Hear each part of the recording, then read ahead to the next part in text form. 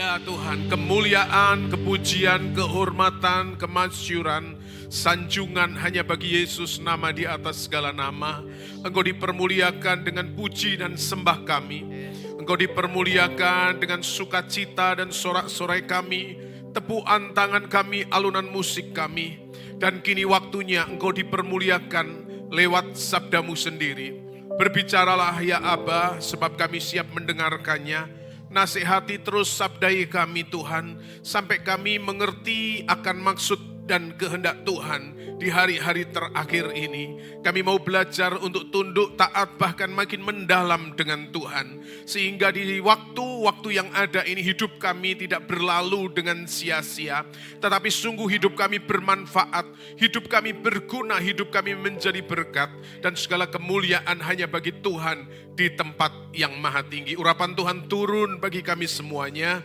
Hamba-Mu yang menyampaikan, umat Tuhan yang mendengarkan, kami sama-sama diberkati. Sebab firman Allah adalah sumber berkat. Segala sesuatu akan berlalu. Dan segala sesuatu akan punah, akan hilang, akan usang. Tapi satu perkataanmu tidak akan pernah berlalu. Tinggal tetap. Karena itu kami berpegang teguh akan perkataan firman-Mu yang mengubah kehidupan kami.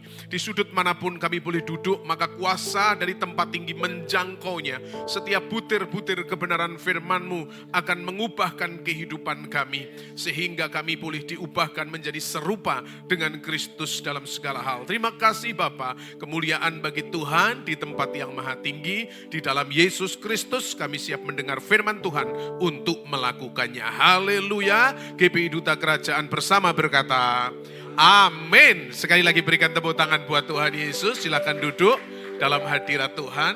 Terima kasih buat Johan and Friends ya, teman-teman yang melayani kita di kesempatan yang indah pada pagi hari ini. Terima kasih untuk yang kesekian kalinya.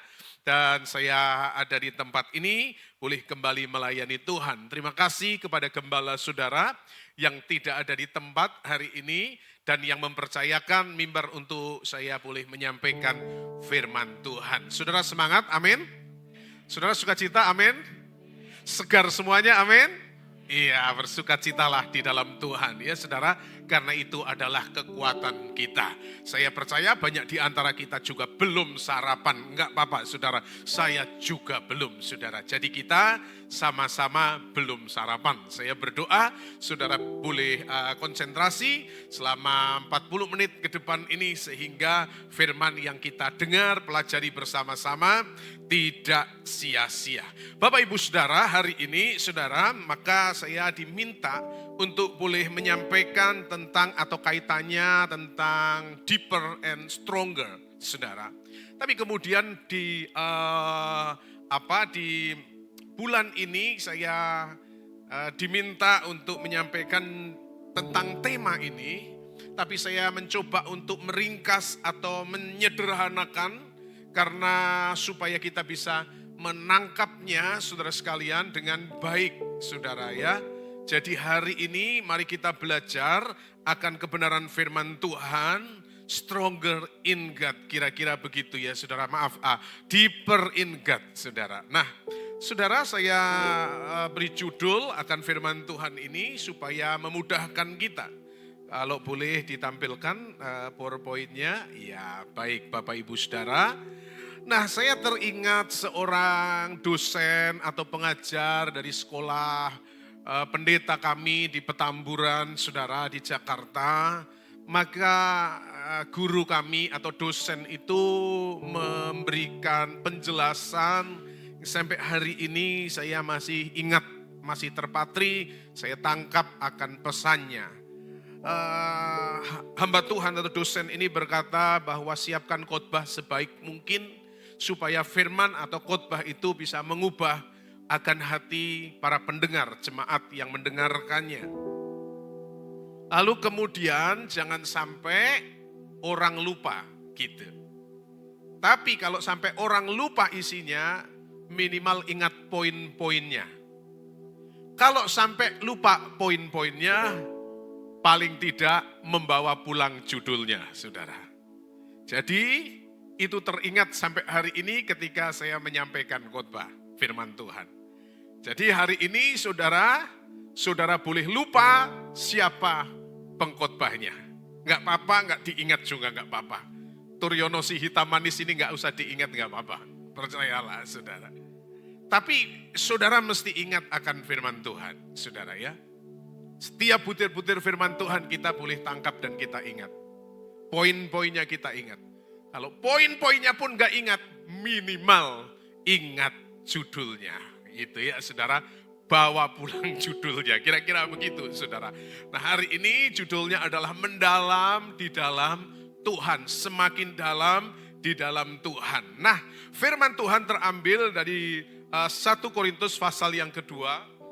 Pada ayat yang kedua saudara sekalian ya di bahasa Indonesia, Lembaga Alkitab Indonesia menuliskan begini. Sebab aku telah memutuskan untuk tidak mengetahui apa-apa di antara kamu selain Yesus Kristus, yaitu Dia yang disalibkan. Saya ulang sekali lagi, firman berkata, sebab aku telah memutuskan untuk tidak mengetahui apa-apa di antara kamu selain Yesus Kristus, yaitu Dia yang disalibkan, Bapak Ibu Saudara sekalian. Nah, sebuah keputusan yang diambil, sebuah tekad, sebuah kehendak, sebuah keputusan ini diambil untuk apa itu? Untuk terus mengingat Yesus Kristus. Aku tidak mau mengetahui yang lainnya kecuali yang satu ini, karena ini yang prinsip di dalam kehidupan. Nah, Paulus juga sama menyampaikan hal ini. Maka sebab itu sekarang kita pelajari kata yang akan kita pelajari bersama-sama adalah kata memutuskan, saudara sekalian. Nah, untuk kita makin mendalam dengan Tuhan itu perlu mengambil keputusan. Kalau kita pun ketika bangun pagi dan kemudian kita berangkat berdandan dan kemudian kita berangkat mempersiapkan diri ke gereja, itu juga adalah sebuah keputusan. Anda saudara nggak mengambil keputusan, itu juga adalah sebuah keputusan. Keputusan tidak mengambil keputusan, saudara. Nah, kata keputusan ini dipakai kata next, tekad ya. Nah, mari perhatikan kata ini. Di dalam bahasa Indonesia sehari-hari dibilang begini. Sebab saya sudah bertekad bahwa selama saya ada bersama kalian, saya tidak akan mengemukakan apa-apa selain mengenai Yesus Kristus, khususnya bahwa Ia sudah mati di salib, saudara sekalian. Nah, sebuah tekad, saudara, yang diambil itu adalah sebuah tekad untuk kita makin mendalam, deeper, stronger di hadapan Tuhan. Yang mana itu adalah sebuah hubungan yang nanti kelak akan menimbulkan kita menjadi orang-orang yang taat di dalam Dia. Butuh yang namanya tekad, saudara. Nah, itu sebabnya analoginya saya memakai akan diving, seorang penyelam, kira-kira begitu ya saudara ya. Jadi seorang penyelam atau para penyelam, kalau saudara pernah ya snorkeling begitu ya, saudara pernah menyelam, saudara pernah pergi ke Bali, Lombok dan beberapa tempat yang dasar-dasar lautnya bagus, saudara, maka tertarik untuk boleh menyelam, saudara. Penyelam profesional dia akan berkata begini, saudara sekalian, berkata begini, ini kira-kira quote-nya kayak begini ya. Semakin dalam kita menyelam, saudara, semakin kecil mendengar percikan suara air atau percikan suara ombak di permukaan. Semakin kita dalam, semakin kita kecil mendengar suara percikan ombak. Kira-kira quote-nya kayak begitu bagi para penyelam. Semakin mendalam lagi, semakin tidak mendengar apa-apa. Kecuali mendengarkan suara Tuhan memanggil dia, saudara. Artinya apa? Mati, saudara. Karena semakin dalam penyelaman, enggak akan mendengar apa-apa. Percikan ombak enggak akan terdengar. Terdengar percikan ombak itu, suara air kecil itu ketika ada di tempat yang dangkal, di permukaan, saudara sekalian. Itu kita masih mendengarkannya. Tapi semakin mendalam, bahkan geliatnya ikan besar pun tidak terdengar buat para penyelam, saudara. Jadi artinya, saudara sekalian, semakin kita juga mendalam, kita mengenali Tuhan, semakin kecil juga kebisingan dunia yang kita dengar, saudara. Dan beberapa hari terakhir atau beberapa bulan terakhir, kita demen banget saudara, mengaminkan akan kondisi dunia yang hari-hari ini sedang menyedihkan, menakutkan saudara. Beritanya kita putar-putar terus saudara. Kita lihat terus saudara. Apa itulah yang peranglah saudara sekalian. Ini yang namanya perang Ukraina Rusia juga seperti api dalam sekam, juga belum tahu ujungnya saudara sekalian. Sudah disusul dengan perang Israel Hamas. Perang Israel Hamas juga belum selesai. Belum tahu ujungnya, juga sama seperti api dalam sekam. Disusul lagi perang Libanon saudara ya, Israel Libanon. Dan belakangan juga kita tahu saudara, kita juga mendengarkan akan berita lagi, perang lagi saudara. Saudara, kita lihat Israel, Iran saudara. Amerika dengan Iran saudara. Dan itu terus menerus. Lalu kemudian kalimatnya kayak begini saudara. Benar kalau semuanya naik itu, harga-harga naik. Keadaan gak stabil itu saudara. Termasuk juga Indonesia saudara, keadaan gak stabil. Itu karena efek perang. Ini kita hidup makin susah, makin susah, makin susah. Begitu. Dan kita berkata manggut-manggut saudara. Iya ya, makin susah hidup ini. Semakin kita berkata makin susah, susah benar hidup ini saudara. Tapi saya mau katakan dalam kasih Tuhan, hei, kita ini dipelihara oleh Tuhan, hidup dalam kerajaan surga, dalam sistem pemerintahan kerajaan surga, sekalipun kita ada di bumi saudara.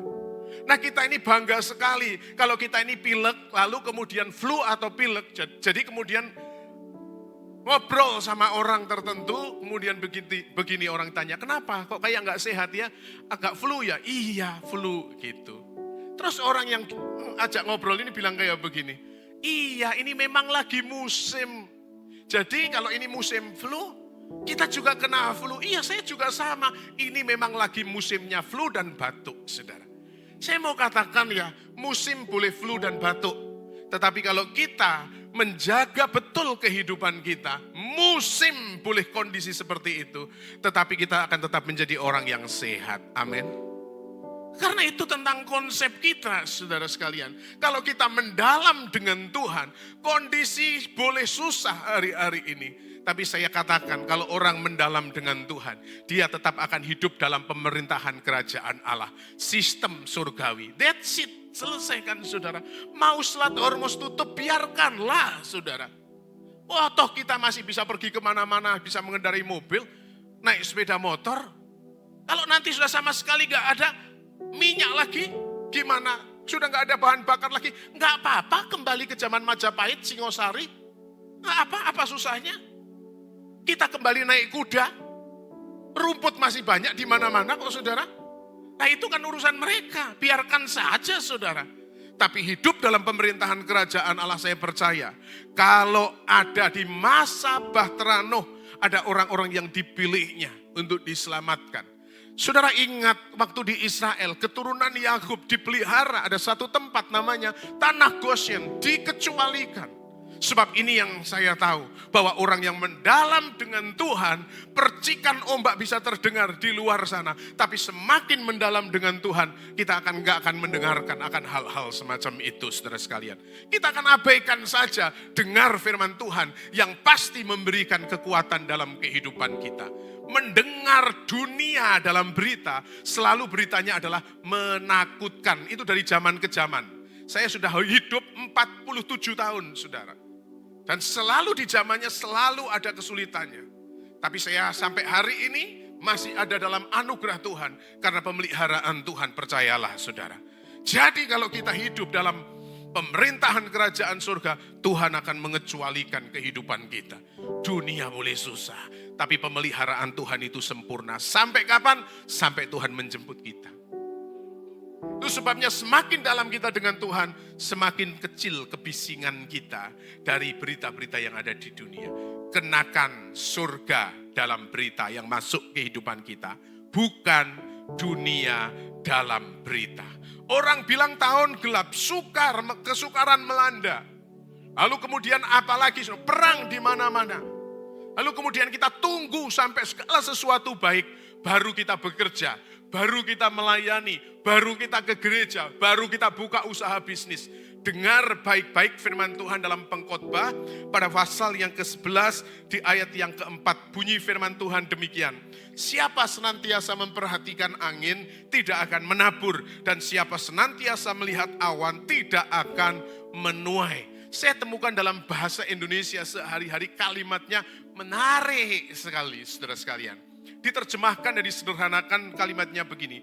Siapa menunggu sampai angin dan cuaca sempurna tak akan menanam dan tidak pula memetik hasilnya. Saudara mau tunggu sampai kapan? Kondisi baik. Dunia gak akan pernah demikian, saudara. Gak akan pernah. Maka sebab itu kata Pengkhotbah, siapa yang menunggu sampai angin dan cuaca sempurna, kondisi baik, kita tidak akan mengerjakan apa-apa. Percayalah saudara. Saya mau tanya sama di antara saudara. Kan kita sering mendengarkan kalimat kayak begini. Nanti kalau penyakit saya sembuh ini, saya akan datang ke gereja. Saya akan melayani Tuhan. Betul kan kayak begitu? Nanti kalau sudah keuangan saya sudah settle, nanti saya akan menyumbang gereja. Saudara, sering kan kita mendengar kayak begitu. Oh, saya mendengarkan akan hal-hal semacam itu. Ada orang-orang ketika sakit, saudara sekalian, dan bilang ketika didoakan, ngomong sama saya, Pak, nanti kalau saya sembuh dari penyakit, kemanapun Bapak pergi, saya akan antar. Saya bisa nyopir, saya punya mobil. Gitu. Dia sakit begitu rupa, saudara. Saudara, nggak kembali pulang dan tidak melayani Tuhan sebagai seorang menyupir hamba Tuhan, ya, menemani hamba Tuhan. Enggak, saudara. Kenapa, saudara? Keburu meninggal, saudara. Dan itu yang sering terjadi di dalam kehidupan kita. Jadi, siapa yang menunggu sampai kondisi ini baik, baru aku mau terlibat dalam pelayanan. Baru aku mau masuk kepada dekom dan seterusnya, dan seterusnya. Enggak, saudara, saya mau katakan buat kita semuanya, sebelum segala sesuatu atau sebelum waktu atau end times menjemput kita, waktu terakhir menjemput kita, saya mau katakan hari ini mengambil keputusan, bertekad, saudara sekalian. Mengambil keputusan, mengambil tekad untuk menjadi bagian di dalam kerajaan surga, menjadi hidup yang berkenan di hadapan Tuhan. Yuk, saya mau membawa saudara untuk kita belajar bersama-sama tentang hal ini. Yang pertama kita belajar yaitu apa itu? Kata bertekad. Saudara, kata bertekad itu maksudnya adalah mengambil keputusan untuk terus fokus kepada Kristus. Alkitab berkata di dalam tadi 1 Korintus 2 ayat 2, sebab saya sudah bertekad. Tekad itu artinya adalah disengaja di segala musim, dalam kondisi baik atau tidak baik. Kata Paulus dalam 2 Timotius pasal yang kedua dikatakan begini dia. Beritakanlah Injil, baik atau tidak baik kondisinya, gitu kata firman Tuhan. Nyatakanlah apa yang salah, tegurlah, nasihatilah dengan segala kesabaran dan pengajaran, saudara sekalian. Jadi musim-musim boleh berganti, saudara. Kalau kita tidak ekstrim kepada Tuhan, maka dunia dengan segala keekstrimannya akan mencetak kehidupan kita. Dan kita akan menjadi orang-orang yang ketakutan, tidak tahu harus berbuat apa. Saya mau katakan, ayo kita ekstrim dengan Tuhan. Sebab saya percaya, kalau kita tidak ekstrim dengan Tuhan, tidak radikal dengan Tuhan, dunia dengan segala keradikalannya akan mencetak kehidupan kita, saudara. Mari kita pilih, saudara. Dalam hidup ini, di segala musim kita perlu mengambil sebuah tekad untuk mendalam dengan Tuhan, saudara. Saudara tidak mengambil keputusan, saudara akan diambil keputusan oleh dunia ini, saudara. Maka sebab itu mari kita bertekad. Di segala kondisi, diberkati atau tidak diberkati, atau belum diberkati, disembuhkan atau belum disembuhkan, kita harus tetap bertekad mendalam dengan Tuhan, saudara. Saya tertarik dengan pahlawan-pahlawan dapur api. Dalam kitab Daniel pasal yang ketiga dia bilang kayak begini, saudara. Jika Allah kami yang kami layani, kami puja, sanggup melepaskan kami, maka ia akan melepaskan kami dari perapian dan perapian yang menyala-nyala itu dan dari dalam tanganmu ya Raja. Nah, kalimat berikutnya bilang begini di ayat 18 Daniel pasal yang ketiga. Tetapi seandainya tidak, hendaklah Tuanku mengetahui ya Raja, bahwa kami tidak akan memuja dewa Tuanku dan tidak akan menyembah patung emas yang Tuanku dirikan. Mari saya terjemahkan dengan kalimat yang sederhana. Kalau Tuhan mau melepaskan kita dari segala kondisi hidup yang sulit, Dia sanggup. Tuhan mau menyembuhkan kita, Dia sanggup. Ini iman yang keren. Kalau seandainya tidak, ia tetap akan menyembah Tuhan Allah Yahweh, bukan menyembah patung buatan Raja Nebukadnezar. Saya mau katakan buat kita, kalau hari ini saudara diberkati datang ke gereja, amin, puji Tuhan, haleluya. Tapi kalau seandainya tidak diberkati, masihkah kita tetap ikut Yesus, saudara? Kalau kita disembuhkan, puji Tuhan, kesaksian kan selalu happy ending. 5 tahun lalu suami saya meninggalkan saya. Dia hidup dengan orang perempuan lain. Lalu kemudian saya berdoa di hadapan Tuhan. Lalu kemudian sekarang suami sudah pulang dan kami hidup dalam berkat dan keharmonisan. Oh gitu kan selalu kesaksiannya yang kita dengar. Tapi kesaksian yang hebat bilang kayak begini. Suamiku meninggalkan aku, keluargaku. 5 tahun yang lalu. Puji Tuhan sampai hari ini belum juga pulang. Tapi saya tetap mengikuti Yesus. Itu yang keren, saudara. Itu yang keren, saudara. Kondisi boleh seperti apapun, saudara. Tapi mengikuti Yesus adalah sebuah tekad, saudara. Kita seringkali mendengarkan akan kesaksian yang happy ending. Mari saya akan tunjukkan beberapa ayat, saudara. Dalam keadaan yang diberkati, puji Tuhan. Tapi dalam keadaan yang tidak diberkati, juga tetap puji Tuhan, saudara. Memuliakan nama Tuhan. Saudara Petrus meninggalkan Yesus karena ia merasa, kondisi tidak menguntungkan. Yudas meninggalkan Tuhan Yesus. Saudara tahu itu bukan kondisi tidak menguntungkan. Itu kondisi yang beruntung dapat duit, saudara. Ayo, saudara. Tapi mereka meninggalkan Tuhan. Walaupun Petrus kembali, saudara. Saudara, artinya begini, saudara. Ketika dalam posisi yang rendah, dengar, tetap bertekad untuk mendalam dengan Tuhan. Ketika di puncak-puncak sukses, dengar baik-baik, tetap mendalam dengan Tuhan. Karena segala kondisi, segala musim, kita mesti mendalam dengan Tuhan, saudara. Saya mendengarkan ada kesaksian hamba Tuhan, beberapa waktu yang lalu datang ke tempat kami, menyampaikan firman Tuhan.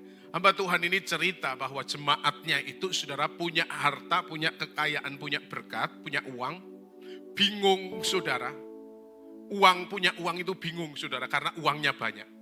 Mau beli tanah, invest tanah, takut nanti kalau butuh-butuh sewaktu-waktu dijual tidak mudah.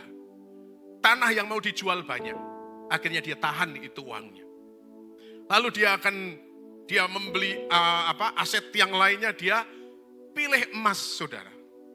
Nah, emas ternyata, saudara, dia datang ke beberapa juragan emas, dia hanya bisa membeli atau boleh membeli hanya sedikit saja. Artinya tidak semua uang bisa dibelanjakan daripada emas yang ada itu. Kenapa? Karena juragan emas mau melepaskan emasnya, jangan-jangan begitu dilepaskan nanti naik tinggi, saudara. Itu kan menjadi dakdikduk semuanya. Dengar ya, saudara. Ini yang punya uang bingung uangnya mau dikemanakan. Saudara. Ini yang punya emas mau menjualnya, nanti tiba-tiba naik. Saudara. Bingung juga, saudara. Inilah kehidupan manusia di dunia. Punya duit, bingung. Enggak punya duit, tambah bingung juga. Menungso itu kayak begitu, saudara, manusia. Lalu yang enak apa? Gandol Gusti itu yang paling enak, saudara.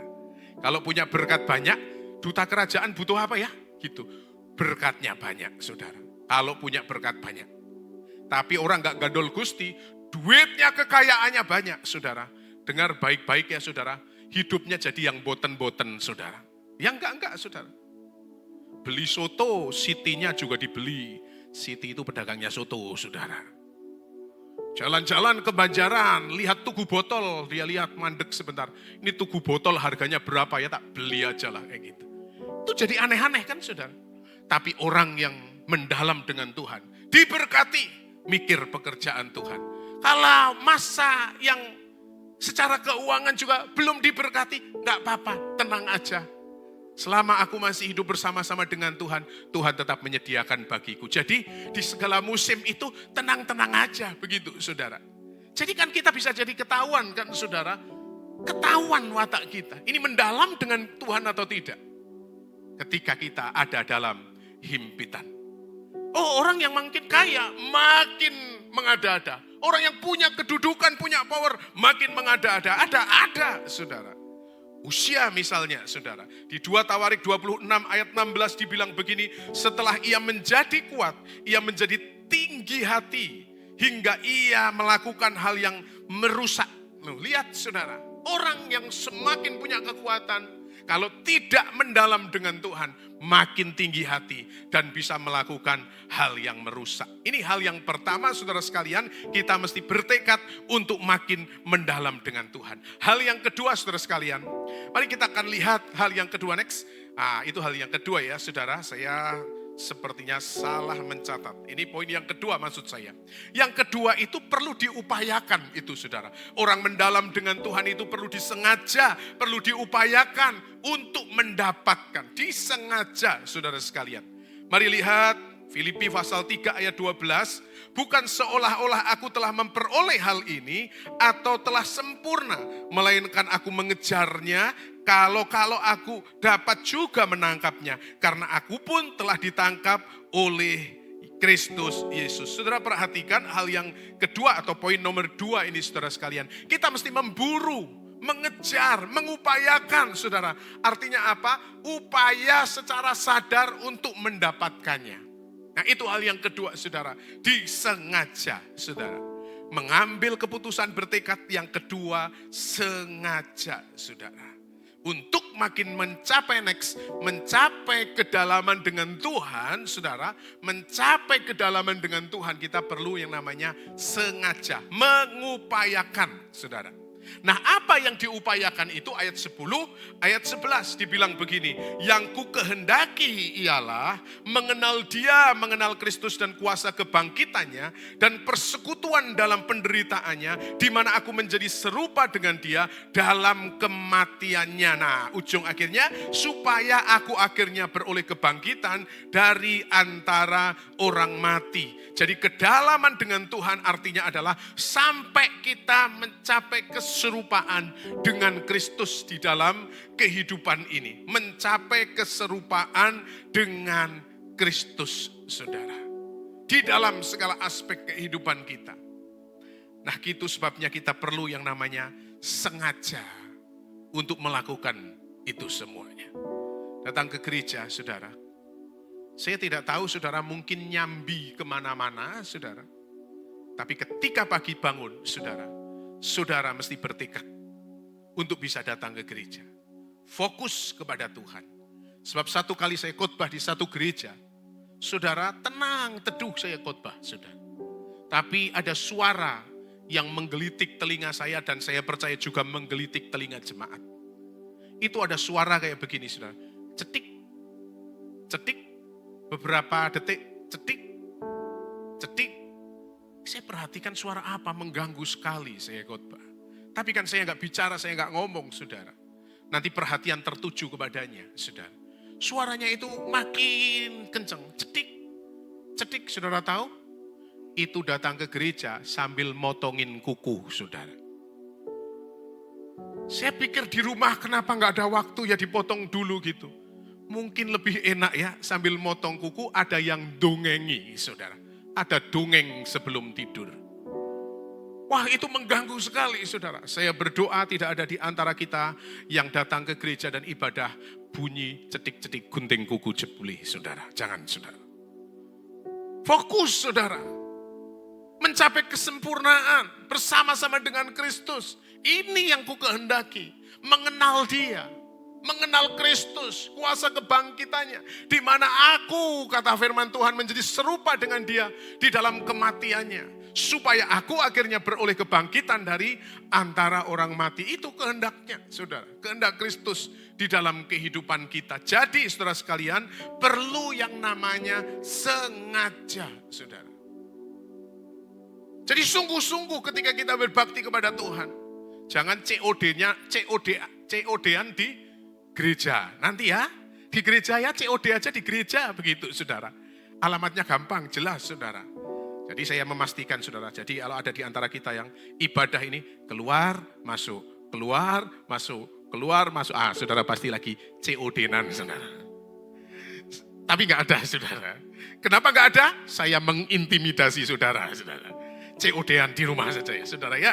Saudara, jangan di gereja, jangan disambi saudara. Fokus untuk mendalam dengan Tuhan. Nah yang ketiga saudara sekalian next. Lihat perhatikan dalam firman Tuhan. Yang ketiga itu kata yang saya pakai adalah konsisten. Apa itu konsisten? Melakukannya terus menerus saudara sekalian. Dilakukannya terus menerus. Nah lihat kitab Amsal saudara sekalian. Amsal pasal 3 ayat yang ke-11 dibilang begini kata firman Tuhan. Hai anakku, janganlah engkau menolak didikan Tuhan. Dan janganlah engkau bosan akan peringatannya. Saudara. Jangan menolak akan nasihat firman Tuhan.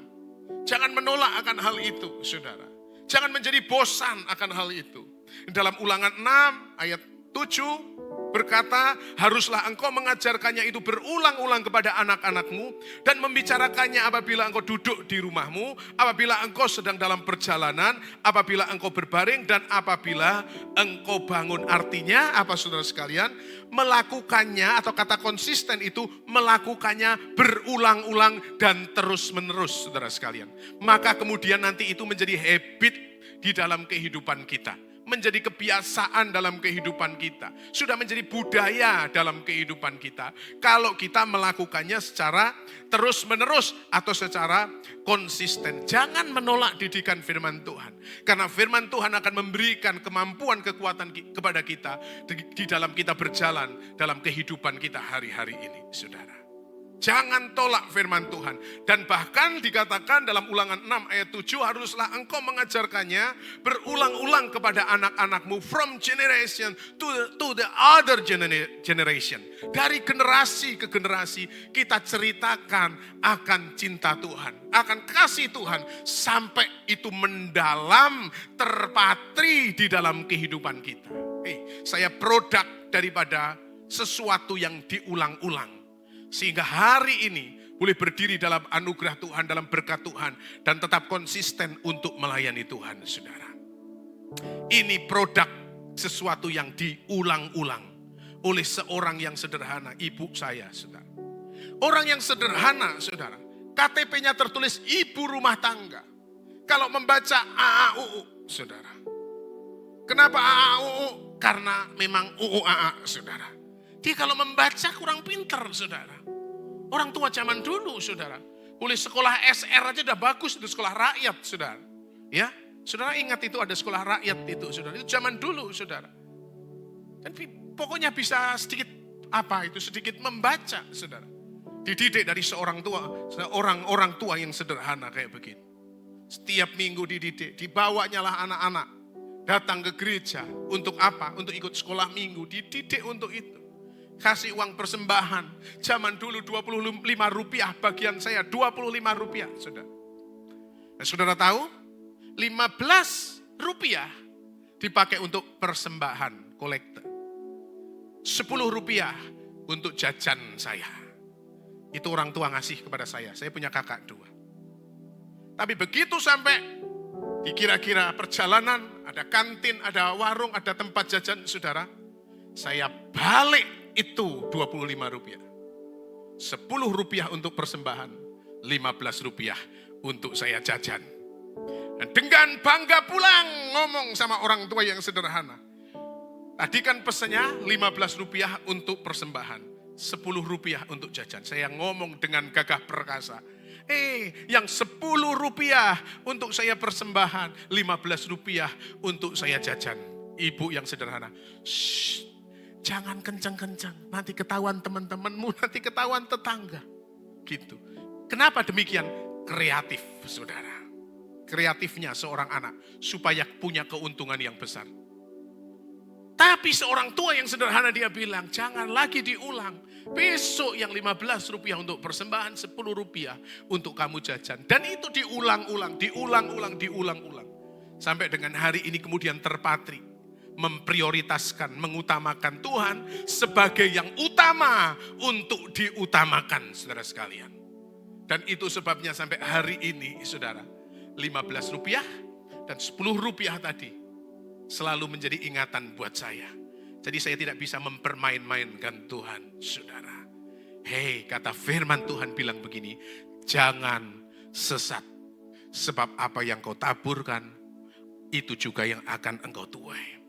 Ukuran yang kamu pakai untuk mengukur, akan diukurkan juga kepadamu. Jadi produk ini adalah produk pengulangan daripada orang tua. Mungkin saudara sudah mendengarkan firman Tuhan ini berkali-kali. Sekali lagi, ini perlu diulang-ulang kembali. Karena firman Tuhan itu memang perlu diulang-ulang sampai benar-benar kita masuk terpatri di hati kita juga, saudara. Dan kita, kata yang saya pakai, mengejawantahkan firman Tuhan. Menjadi implementer, menjadi pelaku daripada firman Tuhan. Seorang penulis buku dia bilang kayak begini, kalau Anda mendengar firman, mungkin Anda lupa. Anda mencatat, mungkin Anda akan ingat. Tapi Anda melakukan firman, Anda akan menjadi paham. Firman bukan hanya untuk didengar, bukan hanya untuk dicatat, tapi firman untuk dilakukan. Supaya kita paham akan firman Tuhan. Paham dari mana? Bisa menyaksikan kasih Tuhan dari mana? Kalau kita tidak pernah mengalami Tuhan. Asaf dalam Mazmur 73 dalam ekspresinya, supaya aku bisa menceritakan segala pekerjaannya. Itu kata Asaf dalam Mazmur 73. Kita bisa cerita semua kebaikan Tuhan, kemuliaan Tuhan. Kalau kita ngalami.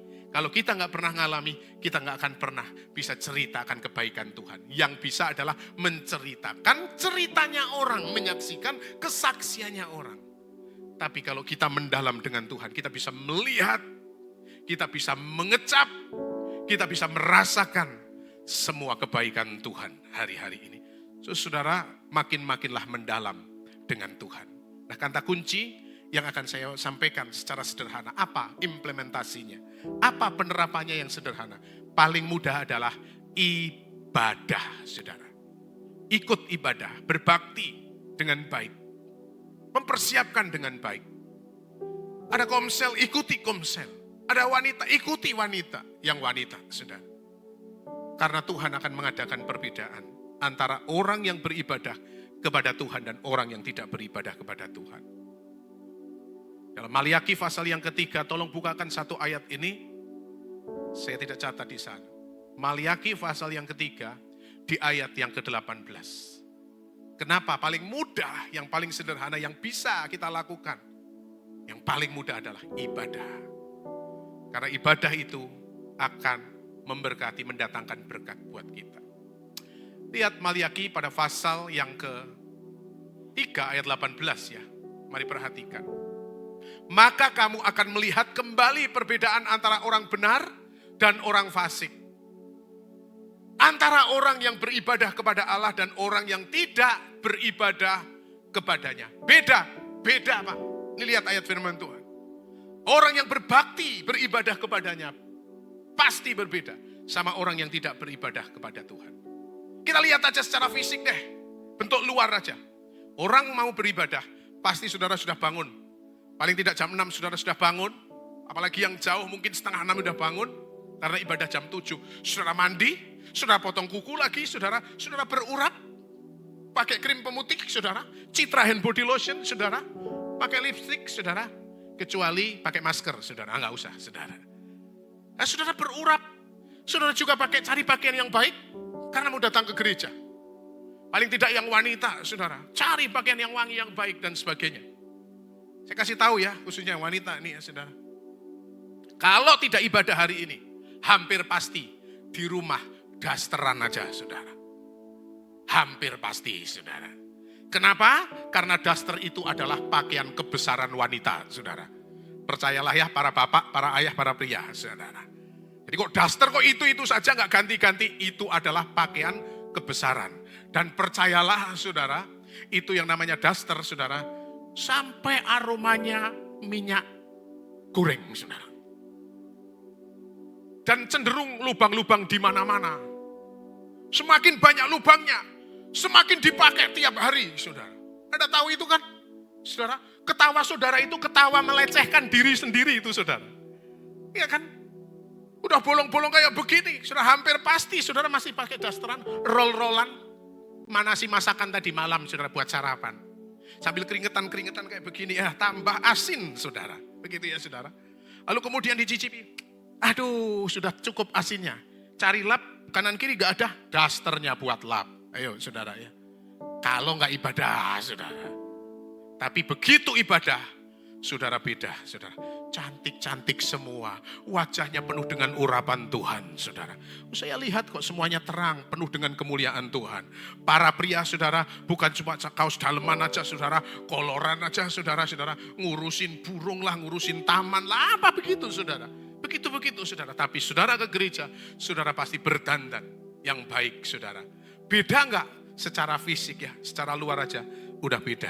Benar kata firman Tuhan. Beda orang ibadah sama Tuhan dengan orang yang tidak beribadah kepada Tuhan. Jiwa lebih tenang. Sebuah riset, saudara. Bahwa orang yang mendekat kepada Tuhan, itu jiwa lebih tenang, saudara. Spiritnya bagaimana? Nggak usah dipertanyakan lagi, saudara. Dan mulai dari fisik, mentalitasnya, saudara. Dan kemudian spiritnya, orang yang beribadah kepada Tuhan, itu beda. Saudara, hari ini pesan firman Tuhan, saya berdoa, saya berharap, ini menjadi kekuatan buat kita. Jadi dengan demikian, ayolah kita makin mendalam di hadapan Tuhan. Selalu menjaga kondisi rohani yang selalu prima. Slide terakhir dan kita berdiri bersama-sama. Mari, saudara Johan and Tim boleh maju ke depan. Ini adalah kesimpulan, saudara. Silakan saudara kalau mau cepret itu, paling tidak saudara membawa pulang akan judul, saudara juga membawa pulang akan poin-poin yang ada, saudara sekalian. Bertekad. Sengaja. Apa itu sengajanya, saudara? Upaya untuk mendapatkannya. Ini ketiga adalah konsisten. Melakukannya terus-menerus. Dunia akan terus berubah. Musim akan selalu berganti. Tapi kata firman Tuhan, perkataanku tinggal tetap. Berdiri teguh dalam panggilan Tuhan. Berpegang kepada firman Tuhan yang tinggal tetap. Karena dunia akan selalu berubah. Jadi kalau sampai hari ini Tuhan memampukan kita, karena surga berkarya di dalam kehidupan kita. Amin. Tuhan Yesus memberkati. Mari nyanyikan pujian. Walau